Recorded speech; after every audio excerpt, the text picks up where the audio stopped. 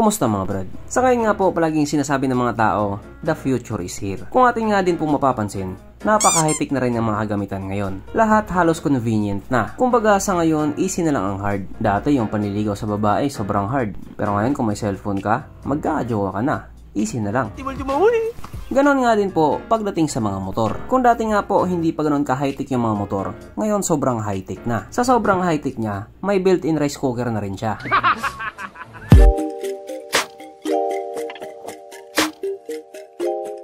Pero syempre bago tayo magpatuloy, kung bago ka pa lamang napadpad dito sa aking walang kwentang channel, huwag ka na mag-subscribe. So yun na nga. Sa ngayon nga po, hindi na talaga natin mapipigilan ang pag-high-tech ng mga kagamitan. Lalo na nga po pagdating sa mga motorsiklo. Kung ating nga pong matatandaan, noong 1981 naglabas si Honda ng isang maliit na motorsiklo na kasya lang ang isang tao kasi nga sobrang liit niya. Ito nga po ay ang Honda Motocompo. Isang motor na kakaiba pero nakakabilib siya. Matapos nga po ang ilang taong pamamayagpag, tumigil na rin sila sa paggawa ng motor na ganito. At hindi nga din po lahat ng tao kilala ang motor na ito. Kasi nga hindi naman ganun kadami yung units na nilabas nila. At dito nga din po sa Pilipinas, kaunti lang din ang may ganyan. Pero yung may ganun, marami. Dahil nga po sa naging maganda naman ang reputasyon ng Motocompo sa mga tao, kaya binuhay nila ulit ito. Pero hindi nga po katulad dun sa lumang Motocompo. Bago na po ito. Bagong itsura, bagong design, at bago na rin yung kanyang mekanismo. Sapagkat hindi na nga po ito gumagamit ng gas. Tos, di baterya na po ang isang to. At kung atin nga din pong mapapansin, mas pinaliit at mas pinanipis po ito. Actually, kung titignan mo nga siya, para siyang cellphone na may gulong tsaka manibela eh. Ganon na ganon nga po yung physical appearance niya. At syempre, katulad nga po doon sa Motocompo, foldable din po ito. Yes po, natitiklop-tiklop po siya.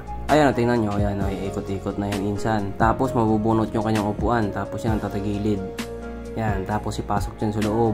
Yan, yung kanyang manibela, natitiklop din. Tapos yan, ipasok din sa loob. Yan. O, diba? Yung side stand niya, ganun din. Tapos yung gulong, yan, parang ulo ng pagong. O, diba? Ang lupit niya. Foldable na, affordable pa. Wow! Kaso lang dito nga po sa e-bike na to, medyo nakakabitin lang talaga siya. Kasi sa ngayon nga po, nakasanayin talaga ng mga tao na yung e-bike, mabilis tumakbo. At mas malayo yung nararating. Kaso lang dito nga po, sa Honda Moto Compacto, 24 kph lang po yung top speed niya. At 19.3 kilometers lang din po yung range ng isang full charge niya. Kaya kung ating nga pong iisiping mabuti, medyo bitin talaga siya. Aww. Pero pwede namang gawa ng paraan yan. Diyan magaling ang mga Pilipino. Kung mabagal, pabilisin. Kung malapit lang ang nararating, palayuin ang nararating. Sa madaling salita, upgrade is the key. Ibiridi lang katapat niyan. So bali ang e-bike na ito ay may kabuuang bigat lamang ng 18.7 kg. Talagang napakagaan niya. Sa totoo lang, kung maubusan ka ng baterya, pwede mo siyang isakay sa jeep eh. Kasi nga, napakanipis lang niya. Mas makapal pa nga anong mukha ng kakilala ko eh. At ang official out nga po nito sa market ay sa November pa. At magiging available lamang siya doon sa Amerika. Bias, bias, bias, bias.